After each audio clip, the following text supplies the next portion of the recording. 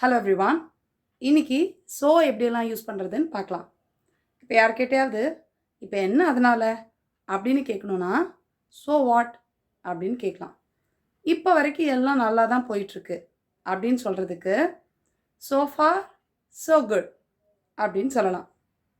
ஏன் இப்படி அப்படின்னு கேட்குறதுக்கு ஒய் ஸோ அப்படின்னு கேட்கலாம்.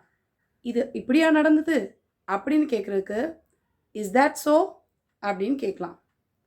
என் டாக்டர் தான் இதை இப்படி செய்ய சொல்லியிருக்காரு அப்படின்னு சொல்கிறதுக்கு மை டாக்டர் செட் ஸோ அப்படின்னு சொல்லலாம்.